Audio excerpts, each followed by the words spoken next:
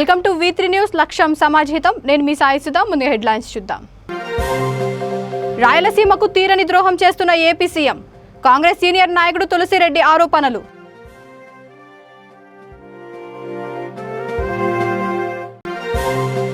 పద్మశ్రీ కొలుకులూరు ఇనాక్కు గురజాడ సాహితీ పురస్కారం, ministers quarters లో అందించిన మంత్రి నిరంజన్ రెడ్డి.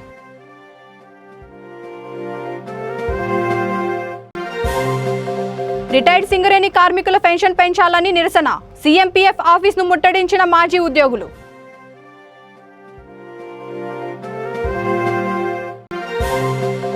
రైతులకు నకిలీ వరి విత్తనాలు ఇచ్చి మోసం, డోర్నకల్లో దుకాణం వద్ద రైతుల ఆందోళన.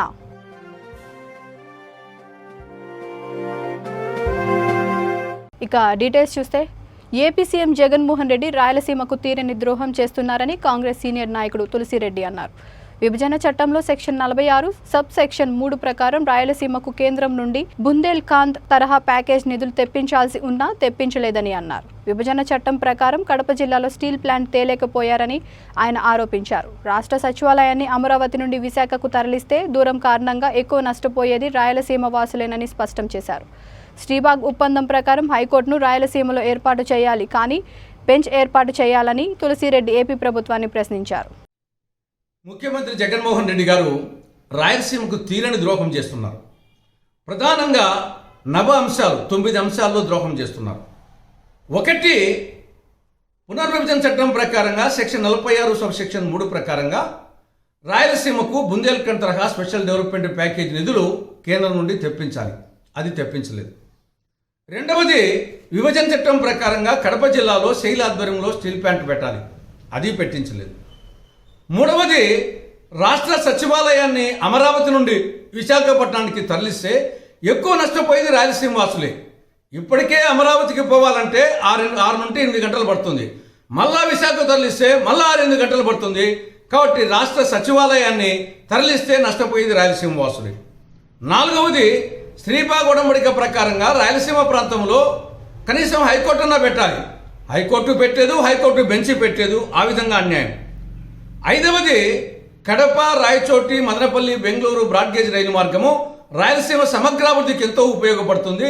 దీనికి రాష్ట్ర ప్రభుత్వం మ్యాచింగ్ గ్రాంట్ ఇవ్వని కారణంగా ఆ ప్రాజెక్టు నిలిచిపోయింది, ఆ విధంగా అన్యాయం చేశాడు.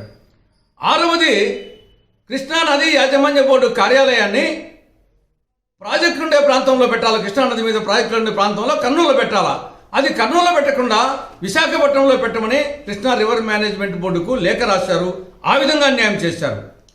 రాయలసీమకు గుండెకాయ లాంటి ప్రాజెక్టులు తెలుగంగ, గాలేరు నగరి, హంద్రేనివా, ఎస్ఆర్బీసీ ప్రాజెక్టులకు నిధుల కేటాయింపు లేని కారణంగా అవి ఎక్కడ వేసినా గొంగలు ఎక్కడైనా సంద ఉన్నాయి. ఎనిమిదవది, తెలంగాణ ప్రభుత్వము నిధులు లేకుండా నీళ్ల కేటాయింపు లేకుండా అనుమతులు లేకుండా కృష్ణానది మీద పాలమూరు, రంగారెడ్డి, డిండి ఎత్తిపోతల పథకాలు కడతా ఉంది. అవి పూర్తయితే శ్రీశైలానికి చుక్క నీళ్లు రావు. తెలుగంగ, గాలేరు నగరి, ఎస్ఆర్బీసీ, హంద్రేనివా, వెలుగొండ ఈ ప్రాజెక్టులు నిరుపయోగమవుతాయి, ఆ విధంగా అన్యాయం చేస్తున్నాడు. చివరిగా, వ్యవసాయ పంపు సెట్లు ఎక్కువగా ఉండేది రాయలసీమ ప్రాంతంలోనే. ఈ యొక్క వ్యవసాయ పంపు సెట్లకు మీటర్లు బిగిస్తే ఎక్కువ నష్టపోయేది రాయలసీమ రైతులే. కాబట్టి అన్ని విధాలుగా రాయలసీమకు అన్యాయం చేస్తున్నాడు జగన్మోహన్ రెడ్డి. కాబట్టి వచ్చే ఎన్నికల్లో వైకాపాను, మిగతా పార్టీలను చిత్తుగా ఓడించి కాంగ్రెస్ పార్టీని ఆదరించవలసిందిగా రాష్ట్ర ప్రజానీకానికి కాంగ్రెస్ పార్టీ విజ్ఞప్తి చేస్తా ఉంది. సంఘ సంస్కర్త, సుప్రసిద్ధ సాహితీవేత్త గురజాడ అప్పారావు 160వ జయంతి ఉత్సవాల సందర్భంగా హైదరాబాద్లోని మంత్రుల నివాస సముదాయంలో ఆకృతి స్వచ్ఛంద సంస్థ తరపున గురజాడ అప్పారావు సమగ్ర సాహితీ పురస్కారాన్ని పద్మశ్రీ అవార్డు గ్రహీత, మాజీ ఆంధ్రప్రదేశ్ సాహిత్య అకాడమీ చైర్మన్ కొలుకులూరు ఇనాక్కు మంత్రి సింగిరెడ్డి నిరంజన్ రెడ్డి అందజేశారు. కార్యక్రమంలో రాష్ట్ర BC commission chairman Vakulabharanam Krishnamohan Rao, Akruthi Sudhakar, ఎఫ్సిసిఐ సంస్థ సిఎండి జగదీష్ తదితరులు పాల్గొన్నారు.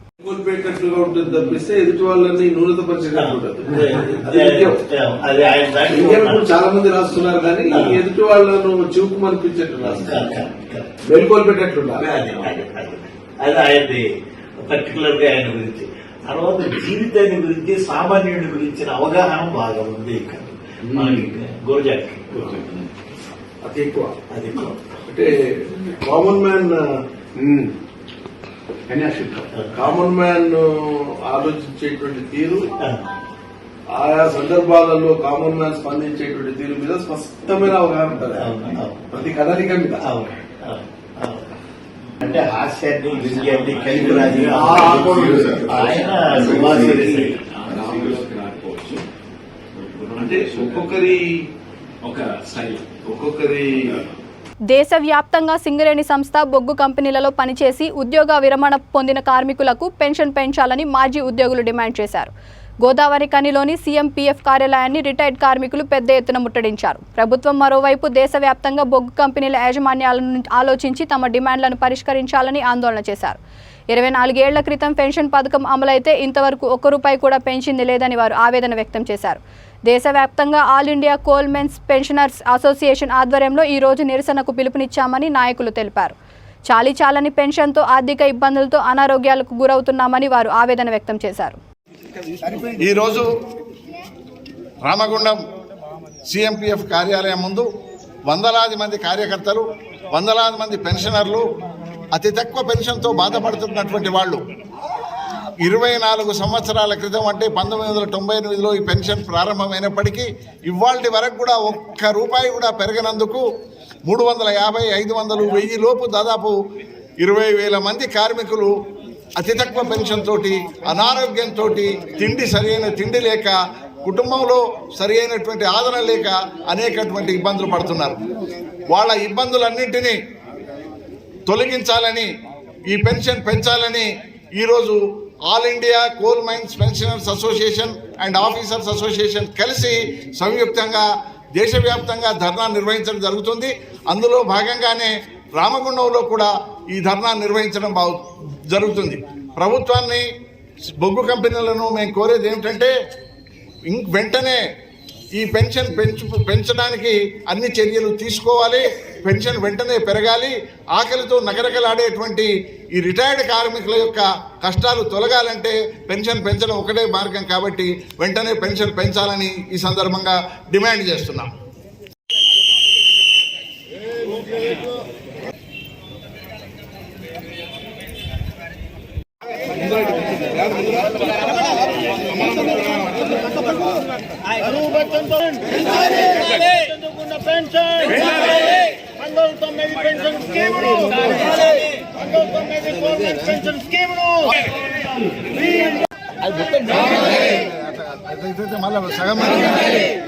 ఒకసారి పెంచలే పెన్షన్ వెంటనే 3 సంవత్సరాలకు పెన్షన్ వెంటనే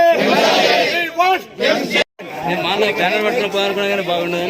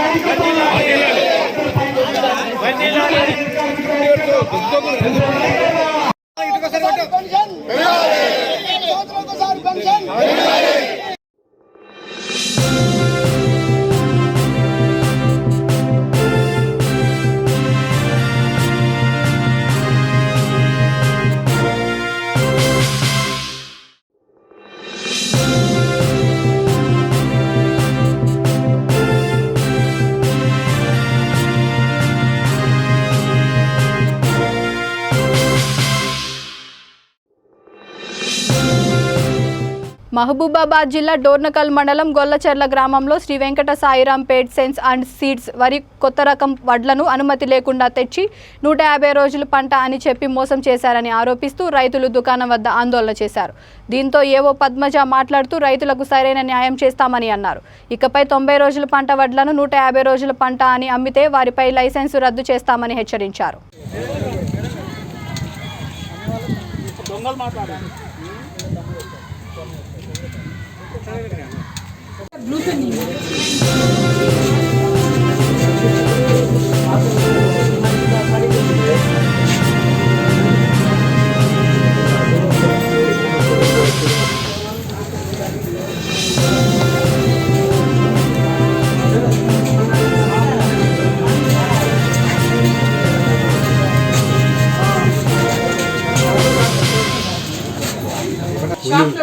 లేదా ఉంది మేడం. ఉంది కదా, ఎక్కడ లైట్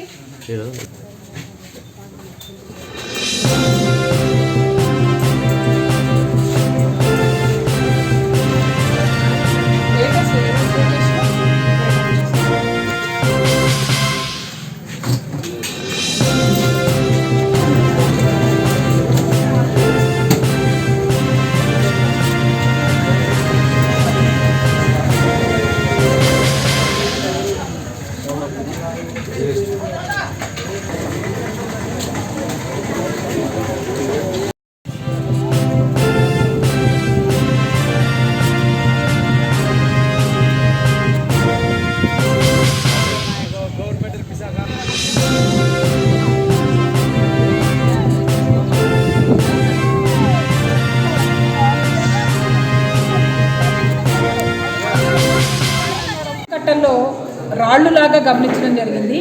ఆ తర్వాత నాకు అది రాళ్ళ కాదా అన్నది, ఎందుకంటే పై డిపార్ట్మెంట్ సైంటిస్టులని పై డిపార్ట్మెంట్ ఎవరైతే ఉన్నారో ఫెర్టిలైజర్ కోడ్ వాళ్ళని తెలుసుకుంటే అసలు రాళ్ళు కాదని మీరు గమనించారా లేదా, బస్తాల్లో మీరు రాళ్ళని మీరు ఒక బీయింగ్ మీరు ఎలా అని అంటారు అంటే, మళ్ళీ నేను తెల్లారే వచ్చి రైతులంతా ఉన్నారు మగ్గులో నీళ్లు పోసి దాన్ని కరిగించడం జరిగింది. అది రాళ్ళు కాదు. కాకపోతే ఏంటంటే కొంచెం స్టాక్, ఓల్డెడ్ స్టాక్, ఆ వీడియోస్ కూడా నా దగ్గర ఉన్నాయి, నేను మీకు షేర్ చేస్తాను. అది రాళ్ళు కాదు. బస్తా ఒక దగ్గర బాగా స్టోర్ చేసి అక్కడ పెడితే కొంచెం గడ్డలుగా అయ్యి డిస్కలరేషన్ కలర్ అనేది మారిపోయి కొంచెం ఓల్డ్ స్టాక్ అనేది సప్లై చేయడం జరిగింది. అట్టి స్టాక్ని ఏదైతే స్టాక్ 420 బస్తాలు వచ్చినాయో వాటిని అలానే నిలిపివేశాం.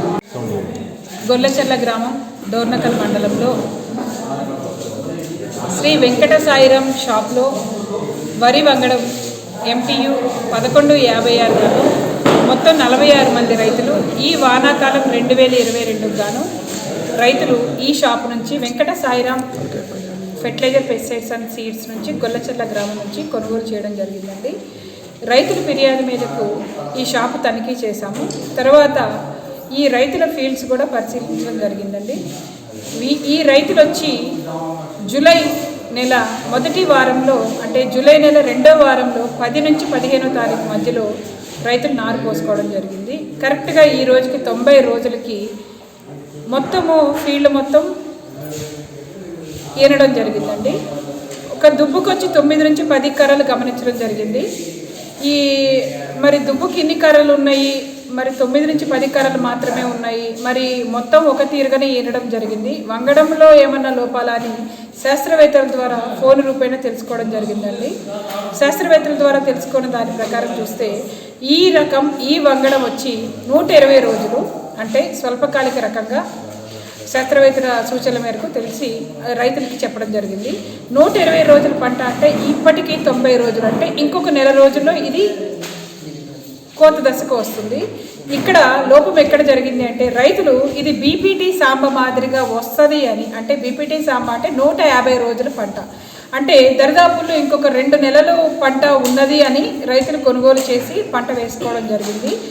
ఇది అక్కడక్కడ మొత్తం ఫీల్డ్స్లో అక్కడక్కడ వేసుకోవడం జరగడం వల్ల రేపటి రోజు రైతుకి ఈరోజు ఈ వంగడం వేసుకోవడం వల్ల ఇబ్బంది ఎక్కడ జరిగింది అంటే, రేపటి రోజు కోత దశకు వచ్చినప్పుడు, కోత కోసేటప్పుడు మధ్యలో ఉన్న పంట ఈ వంగడం వరకు ముందు కోత దశకు వస్తుంది. తర్వాత రోడ్డు సైడ్కు ఉన్న ఏమో 2 నెలల తర్వాత కోతకు వచ్చేటప్పుడు కోత కోయడంలో ఇబ్బందులు వస్తాయని రైతులు చెప్పిన దాని ప్రకారం దిగుబడిలో కూడా కొంత వ్యత్యాసం గమనించడం జరిగింది. సరే, ముఖ్యంగా ఇక్కడ ఏంటి అంటే, ఈ డీలరు రైతుకి చెప్పిన దాని ప్రకారం గమనిస్తే, ఇక్కడ రైతుల సమావేశంలో తెలుసుకున్న దాని ప్రకారం రైతుకి డీలరు ఈ వంగడము బీపీటీ సాంబలాగా వస్తుంది అని చెప్పి ఇవ్వడం వల్ల, అంటే అట్లా మిస్గైడ్, రైతుకి ఈ డీలర్ సరిగా తెలుసుకోక సరైన సమాచారం ఇవ్వలేకపోవడం వల్ల, ఇది కొత్త వంగడం కాబట్టి రైతుకు కూడా అవగాహన లేక ఈ డీలర్ని అడగడం వల్ల, డీలరు తెలుసుకోకుండా రైతుకు చెప్పడం వల్ల లోపం జరిగింది. ఇది 120 రోజుల పంట, రైతుకు చెప్పి 150 రోజుల పంట అని చెప్పి ఇవ్వడం వల్ల ఈరోజు రైతుకి ఇబ్బంది జరగడం జరిగింది. అమరావతి ఉద్యమం కాదని, అత్యాసపర్ల ఉద్యమం అని ఏపీ మంత్రి ఆర్కే రోజా మండిపడ్డారు. హైదరాబాద్ నుంచి విడిపోయిన నేపథ్యంలో చాలా కాలం ఇబ్బందులు పడ్డామని, ఇలాంటి ఇబ్బంది మళ్లీ పడకూడదనే ఉద్దేశంతో సీఎం జగన్ 3 రాజధానులు అంశం తీసుకొచ్చారని అన్నారు. శ్రీ వెంకటేశ్వర స్వామి వారి నైవేద్య విరామ సమయంలో సేవలో పాల్గొని మొక్కులు చెల్లించుకున్నారు. అనంతరం ఆలయంలో వెలుపల మీడియాతో మాట్లాడుతూ 3 రాజధానులతో 3 ప్రాంతాలను అభివృద్ధి చేయాలనేది సీఎం ఆకాంక్ష అని అన్నారు. తెలుగుదేశం పార్టీ నాయకులు నానా యాగి చేస్తూ ప్రాంతాలను రెచ్చగొడుతున్నారని విమర్శించారు. పరిపాలనా రాజధాని వైజాగ్లో టీడీపీ పాదయాత్ర చేపట్టి ప్రాంతాల మధ్య విద్వేషాలు చిచ్చురేపి రాజకీయంగా లబ్ధి పొందాలని చూస్తున్నారని ధ్వజమెత్తారు. జనసేన అధినేత పవన్ కళ్యాణ్ కుంభకర్ణుడిలా రాజకీయంలో నిద్రలు చేస్తున్నారని వ్యాఖ్యానించారు. పొరటాసి నెల వెంకటేశ్వర స్వామి భక్తులంతా కూడా వెంకటేశ్వర స్వామి దర్శనానికి రావటం అనేది మనం అందరం గమనిస్తున్నాం. సో హాఫ్ తమిళియన్, నేను కూడా తమిళనాడు కోడలుగా వెంకటేశ్వర స్వామి ఆశీస్సులు తీసుకోవడానికి రావటం జరిగింది. అండ్ భగవంతుడు మేము ఒక్కటే కోరుకుండేది, అందరూ బాగుండాలి, అందులో మేము ఉండాలి. అది జగనన్న పాలసీ. మేము కూడా ఆయన సైనికులు కాబట్టి అదే పాలసీలో ముందుకు వెళ్తున్నాం. సో ఈరోజు వైజాగ్ రూరల్ కానీ అలాగే విజయనగరం, శ్రీకాకుళం కూడా అభివృద్ధి చెందాలి. అందుకే అక్కడ పరిపాలనా రాజధాని పెట్టి ఏదైతే రాయలసీమలో వెనకబడ్డారో ఆ ప్రాంతంలో హైకోర్టు కార్యాలయాలు కట్టి న్యాయ రాజధానిని పెట్టడం వల్ల 3 ప్రాంతాలు సమంగా ఎదిగే అవకాశం ఉంది. కాబట్టి ఇప్పటికైనా ఈ పవన్ కళ్యాణ్ ఎవరైతే ఉన్నారో ఆయన తెలుసుకొని మాట్లాడాలి. ఎందుకంటే గతంలో ఆయన వీడియోస్ చూస్తే మీకే అర్థమవుతుంది. ఉత్త అమరావతి అనేది ఒకరి కోసం చేసే అభివృద్ధి, అన్ని ప్రాంతాలు అభివృద్ధి చేయాలి, రాయలసీమ ఉత్తరాంధ్ర నష్టపోకూడదన్న మాట్లాడిన పెద్ద మనిషి ఈరోజు ఈ విధంగా మాట్లాడుతున్నాడంటే ఏ ప్యాకేజీ ముట్టిందో చెప్పాలి. లేదా చంద్రబాబు నాయుడు బినామీ లింగంనేని తన ఆఫీస్కి తనకి భూములు ఇచ్చాడు కాబట్టి ఆ రేట్లు పోకూడదని మాట్లాడుతున్నాడా అనేది తను చెప్పాల్సిన అవసరం ఉంది. సో పార్టీ పెట్టడం కాదు, ఆ పార్టీకి ఒక సీరియస్ పొలిటీషియన్గా నించొని ఈ రాష్ట్రంలో జరుగుతున్న మంచిని ఆహ్వానించండి. ఏదైనా మంచి కరెక్షన్స్ ఉంటే చెబితే ఖచ్చితంగా స్వాగతిస్తాం. కానీ రోజుకొక మాట, పూటకొక వేషం వేసుకుంటూ ట్వీట్లు కొట్టుకుంటూ తిరిగితే మాత్రం ప్రజలు కొడతారు. దమ్ముంటే తమతో కొట్లాడాలని, కానీ దొంగతనంగా రావద్దని హుజూరాబాద్ ఎమ్మెల్యే ఈటెల రాజేందర్ సవాల్ విసిరారు. మెదక్ జిల్లా అంటే కేసీఆర్ జిల్లా, టీఆర్ఎస్ జిల్లా అని అంటారని, కానీ ఇప్పుడు ఎగిరేది కాషాయ జెండా అని ఆయన వ్యాఖ్యానించారు. మెదక్ జిల్లా నర్సాపూర్లో జరిగిన పార్టీ బహిరంగ సభలో ఆయన మాట్లాడుతూ కేసీఆర్ ఆదేశాలతో ఇక్కడ కార్యకర్తలను బీజేపీలో చేరకుండా అడ్డుకుంటున్నారని ఆరోపించారు. దుబ్బాక ఫలితంతో కేసీఆర్కి ఆయన అల్లుడు హరీష్ రావుకి, కొడుకు కేటీఆర్కి చంప చెల్లుమందని, హుజూరాబాద్లో తనను ఓడించాలని ఎన్నో రకాలుగా కుట్రలు పన్నారని ఆరోపించారు. తనను బర్తరఫ్ చేసి ఇబ్బందులు పెట్టారని, ఆత్మగౌరవంతో పోరాడి గెలిచానని అన్నారు. తాజాగా అసెంబ్లీలో తనను ఎదిరించే సత్తా లేక 2 సార్లు బయటకు పంపారని అన్నారు. కేసీఆర్ అధికారంలోకి వచ్చిన తర్వాత అభివృద్ధి చెందింది కేవలం అబ్కారీ శాఖ మాత్రమేనని ఎద్దేవా చేశారు. ఆడబిడ్డల పుస్తలు తెంపిన చరిత్ర కేసీఆర్దని, ఇప్పుడు పుస్త కట్టడానికి కళ్యాణ లక్ష్మి ఇస్తున్నారని, కానీ అదే పుస్త తెంపడానికి వైన్స్ పెట్టారని ధ్వజమెత్తారు. నన్ను ఎదుర్కొనే దమ్మున్నది కేసీఆర్ గారికి. నేను వేసే ప్రశ్నలకి సమాధానం చెప్పే సత్తా లేక నన్ను 2 సార్లు అసెంబ్లీ జరిగితే 2 సార్లు కూడా బయటికి వెళ్ళగొట్టి అరెస్ట్ చేసి ఇంటికి పంపించిన చరిత్ర కేసీఆర్ది. కానీ ఒకటే ఈ వేదిక నుంచి మెదక్ జిల్లా మెదక్ గడ్డ నుంచి హెచ్చరిక చేస్తున్నా, నన్ను అసెంబ్లీలో మాట్లాడియకపోవచ్చు, కానీ తెలంగాణ ప్రజాక్షేత్రంలో నీ అడ్రస్ గల్లంత చేసేదాకా విశ్రమించే ప్రసక్తి లేదని చెప్పి సందర్భంగా మనం చేస్తా ఉన్నా. నేనంటున్నావు నేను పెన్షన్లు ఇస్తున్నా అని చెప్పి, పెన్షన్లు ఇస్తున్నా పెద్ద కొడుకు అని చెప్పి ప్రచారం చేసుకుంటావు. ఇలా కళ్యాణ లక్ష్మి చెక్కులు ఇచ్చి నేను మేనమమ్మ అని చెప్పుకుంటావు. రైతులకు రైతు బంధు ఇచ్చి నేను రైతు బంధువుని చెప్పుకుంటావు. ముఖ్యమంత్రి గారు, ఈ డబ్బు నీ గజ్వెల్ ఫామ్ అమ్మి మాకు ఇస్తున్నావా? ఈ డబ్బు ఎక్కడిది? మా డబ్బుకు కేవలం నువ్వు కాపాడదాడు మాత్రమే తప్ప మా డబ్బుకు నువ్వు యజమానివి కాదు.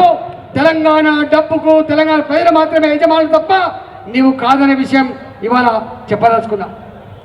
కానీ మన ఊర్లలో బెల్ట్ షాపులు పెట్టి మన తాగుబోతులు తయారు చేసి మన ఆడబిడ్డలు చేసుకునేటువంటి కూలి పైసలు కూడా సీసాల మీద పెట్టి ఆయన తాగి తాగి చనిపోతే ఆ చిన్న పిల్లలు వేసుకొని అత్తగారింటి కాడ బతికేటువంటి ఆడబిడ్డలు, తల్లి గారింటి కాడ బతికే ఆడబిడ్డలు, తండ్రి లేని అనాథగా బతికేటువంటి ఆడబిడ్డల పుస్తల తాడు తెప్పిన చరిత్ర కేసీఆర్ మాత్రమే ఉందని చెప్పి చేస్తున్నాం.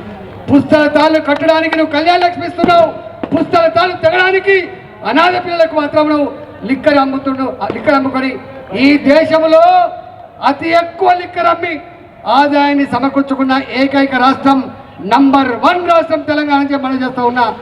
ఎక్కడ నంబర్ 1 కాదు, లిక్కర్లో నంబర్ 1, అప్పులలో నంబర్ 1, భూములు కొలగొట్టడం నంబర్ 1, ఆస్తులు సంపాదించుకోవడం నంబర్ 1. ఇవాళ నేను మిమ్మల్ని ఒక్కడే అడుగుతా ఉన్నా, మెదక్ జిల్లా వాసులారా, మీరేనాడైనా ఫామ్ హౌస్ పోయి ముఖ్యమంత్రి కలిసిండ్రా? మీరేనాడైనా ప్రగతి భవన్ పోయి మీరు ఎప్పుడైనా ముఖ్యమంత్రి కలిసిండ్రా?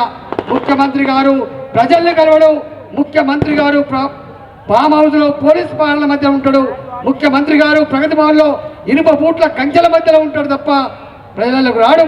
మునుగోడు బీజేపీ అభ్యర్థి కోమటిరెడ్డి రాజగోపాల్ రెడ్డిని డిస్క్వాలిఫై చేయాలని టీఆర్ఎస్ జనరల్ సెక్రటరీలు శ్రీనివాస్ రెడ్డి, సోంభరత్, ఎమ్మెల్యే గాదారి కిషోర్, ఎంపీ బుడుగుల లింగయ్య యాదవ్ రాష్ట్ర ఎన్నికల ప్రధాన అధికారికి వినతి పత్రం సమర్పించారు. రాష్ట్ర ఎన్నికల ప్రధాన అధికారి వికాస్ రాజ్ను ఎస్ఆర్ నగర్లోని ఆయన నివాసంలో వారు కలిశారు. రాజగోపాల్ రెడ్డి కాంగ్రెస్ పార్టీకి అనుకూలంగా ఉంటూనే 18,000 కోట్ల ప్రాజెక్టు తీసుకొని బీజేపీలో చేరారని ఓ న్యూస్ ఛానల్కి ఇచ్చిన ఇంటర్వ్యూలో చెప్పారని వారు పేర్కొన్నారు. ఇది ప్రజాస్వామ్యాన్ని పూర్తిగా అవహేళన చేసే చర్య అని వారు అభివర్ణించారు. రిప్రజెంటేషన్ ఆఫ్ పీపుల్ యాక్ట్ను గాలికి వదిలేశారని దుయ్యపట్టారు. రాజగోపాల్ రెడ్డిని అన్క్వాలిఫై చేయాలని వారు కోరారు.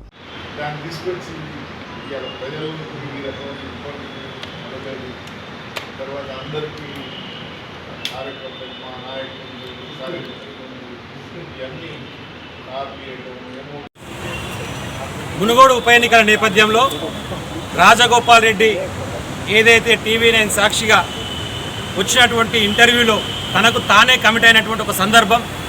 3 సంవత్సరాలుగా నేను కాంగ్రెస్ పార్టీ ఎమ్మెల్యేగా కొనసాగుతున్నప్పటికీ బీజేపీలో చేరతానని ప్రకటిస్తున్నా, కానీ ఒక 3 నుంచి 6 నెలల క్రితమే నాకు 18,000 కోట్ల కోల్ మైన్ కాంట్రాక్టు జార్ఖండ్లో ఇచ్చిన తర్వాతనే నేను బీజేపీలో చేరిన అనేటువంటి మాటని వారే స్పష్టంగా ప్రకటించారు. కాబట్టి తెలంగాణ రాష్ట్ర సమితి పక్షాన ఇలాంటి దొంగలను, లంగలను, బట్టెబాజిగాలను మాత్రమే ప్రోత్సహించేటువంటి ఈ బజ్జపాటి జనాలని ప్రోత్సహించి దగ్గర వేసుకున్నటువంటి బీజేపీ పార్టీ అభ్యర్థిగా రేపు నేను మళ్ళా బరిలో దిగుతా ఉప ఎన్నికలలో అని చెప్పినటువంటి సందర్భంలో ఇలాంటి లంగలను, దొంగలను దయచేసి అనర్హులుగా ప్రకటించడని చెప్పేసి ప్రధాన ఎన్నికల అధికారి వికాస్ రాజ్ గారిని కలిసి ప్రజాస్వామ్యాన్ని కూలీ చేస్తూ ఉన్నారు, పైసల కోసం అమ్ముడుపోతూ ఉన్నారు, క్విట్ ప్రోకోకు పాల్పడుతూ ఉన్నారు, నేను ఈ పార్టీలో చేరుతాను కాంట్రాక్ట్ అని చెప్పేసి మాట్లాడుతూ ఉన్నారు.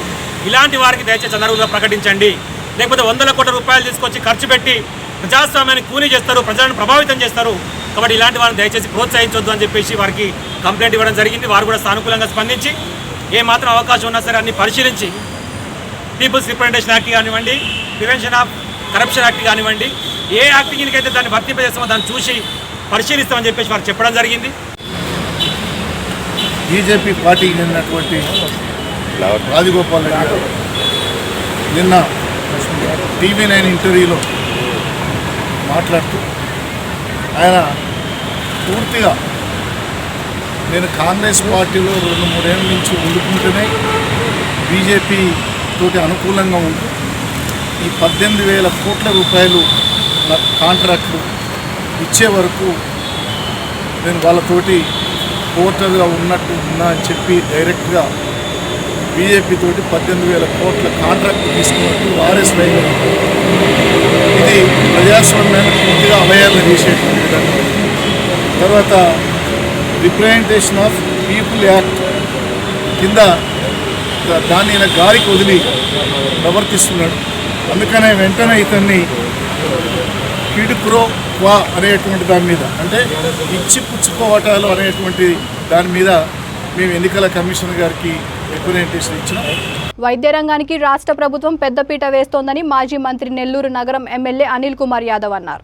నగరంలోని 9వ డివిజన్ నజీర్ తోటలో నిర్మించిన అర్బన్ హెల్త్ సెంటర్ను ఆయన ప్రారంభించారు. అనంతరం మీడియాతో మాట్లాడుతూ ఆరోగ్యశ్రీ ద్వారా 1000కి పైగా వ్యాధులకు చికిత్స అందిస్తున్న ఘనత వైసీపీ ప్రభుత్వానికి దక్కుతుందన్నారు. అర్బన్ హెల్త్ సెంటర్లను మరింత బలోపేతం చేసి పేదలకు ఉచిత వైద్య సేవలు అందిస్తున్నట్లు ఆయన వివరించారు.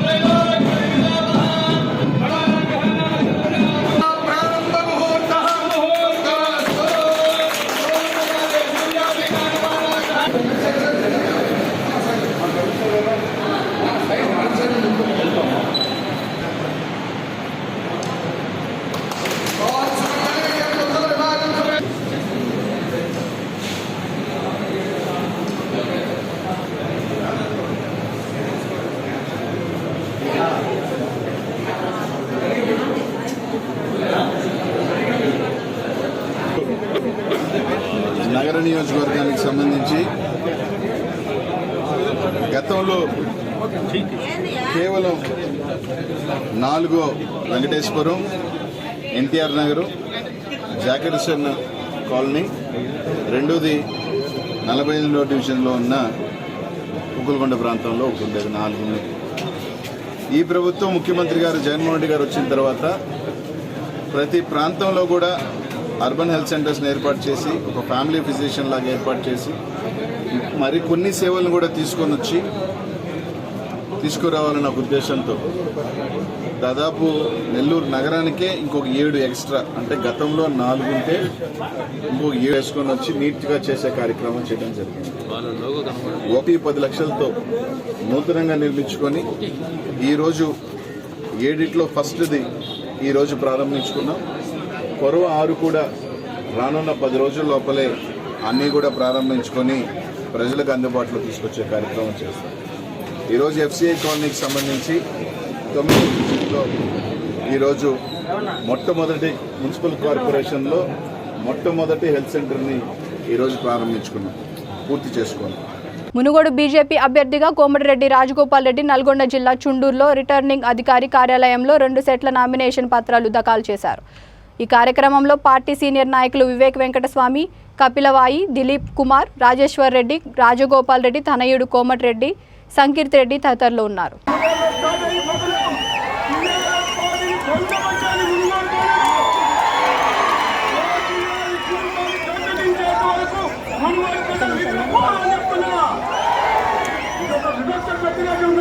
మా ప్రాంతంలో ఉన్న ఈ మునుగోడు కండూరు రోడ్డును, ఈ సిద్దిపేట సెంచరీ రోడ్డును, ఈ ఫామ్ హౌస్ చుట్టూ పెద్ద రోడ్డు వేసుకుంటాం.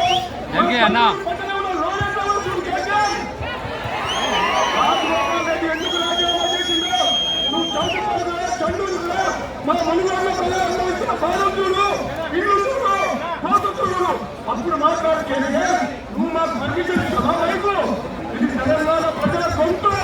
ఇది చూపించే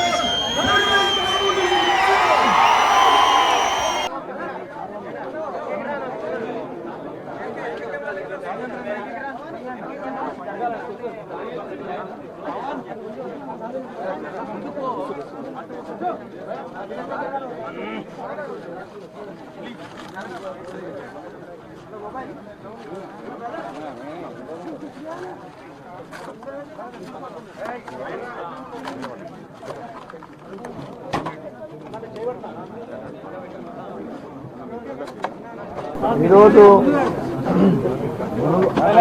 చండూరు మండల కేంద్రంలో జరగబోయే ఉప ఎన్నిక పోటీ చేస్తున్న సందర్భంగా నామినేషన్ కార్యక్రమంలో బీజేపీ అభ్యర్థిగా పోటీ చేస్తున్న నాకు మద్దతుగా ఈరోజు మన భారతీయ జనతా పార్టీ రాష్ట్ర అధ్యక్షులు ఈ నామినేషన్ కార్యక్రమంలో పాల్గొన్న సంజయ్ గారికి, కేంద్ర మంత్రివర్యులు కిషన్ రెడ్డి గారికి, అలాగే మా incharge general secretary Bharatiya Janata party కదం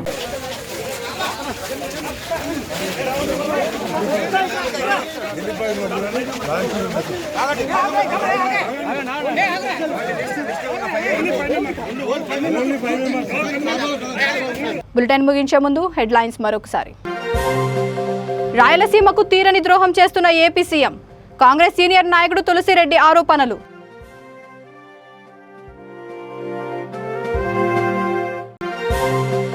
పద్మశ్రీ కొలుకులూరు ఇనాక్కు గురజాడ సాహితీ పురస్కారం, మినిస్టర్స్ క్వార్టర్స్ లో అందించిన మంత్రి నిరంజన్ రెడ్డి.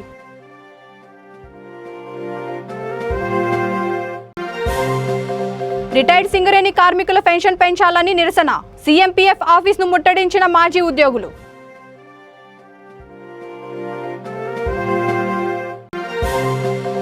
రైతులకు నకిలీ వరి విత్తనాలు ఇచ్చి మోసం, డోర్నకల్లో దుకాణం వద్ద రైతుల ఆందోళన.